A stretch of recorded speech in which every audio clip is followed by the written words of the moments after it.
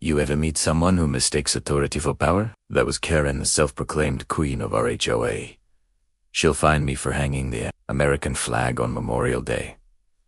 But when she found out who I really was, let's just say her little empire came crashing down in front of the entire neighborhood. I moved into Maple Creek last year. Quiet neighborhood, clean lawns, friendly faces, except for one, Karen. President of the HOA, self-appointed neighborhood sheriff. She lived 2 doors down, always watching from her porch with a clipboard like it was a weapon. I wasn't trying to cause trouble. I was just a retired Army captain. After 22 years of service and 3 deployments, I wanted peace. So when Memorial Day rolled around, I did what I'd done my whole life. I hung the flag. Not some massive display, either. Just a standard-sized American flag, mounted properly, crisp and respectful. That evening, I found an envelope taped to my door. Violation notice.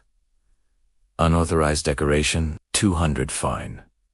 Signed, Karen Phillips, HOA president. I thought it was a mistake, so the next morning, I walked to her house. Flag pin still on my jacket. She opened the door before I even knocked twice. "Mr. Walker," she said with that nasal, clipped tone. "We have rules here. No flags, banners, or personal displays without HOA approval." "Karen," I said calmly, "it's the American flag. It's Memorial Day." She crossed her arms. "Rules are rules. If I let you hang yours, someone else will hang something offensive. We must maintain order." I felt my jaw tighten. I'd spent my life defending that very flag, and now I was being told it didn't belong. I could have yelled, but I didn't. Instead, I just said, "You'll want to reconsider this." She smirked. "Then maybe you'll want to reconsider living here." I paid the fine. I didn't argue. But the next weekend, I hosted a neighborhood cookout. Open invite. Kids played in the yard, people laughed, and for the first time, folks got to know me. That evening, I brought out an old wooden box. I opened it slowly on the porch. Inside were medals, Bronze Star, Purple Heart, and the folded flag from my best friend's casket. Everyone went silent. I told them the story of SGT, David Morales, how he'd saved my life overseas, how this flag had covered his body when he came home.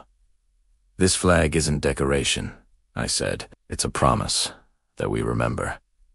The next day, a picture of that flag and Karen S. fine notice went viral in our local Facebook group. Thousands of comments. People were furious. 2 days later, I got a knock on my door. It was Karen, pale, shaken, holding an envelope. I didn't know," she stammered. "If I'd known your story, I didn't have to know," I said. "Respect shouldn't depend on a story."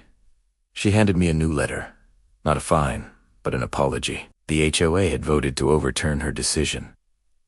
But that wasn't all. The local news picked up the story. The HOA board held an emergency meeting, turns out. Karen had issued over 30 unauthorized fines to other residents, pocketing processing fees.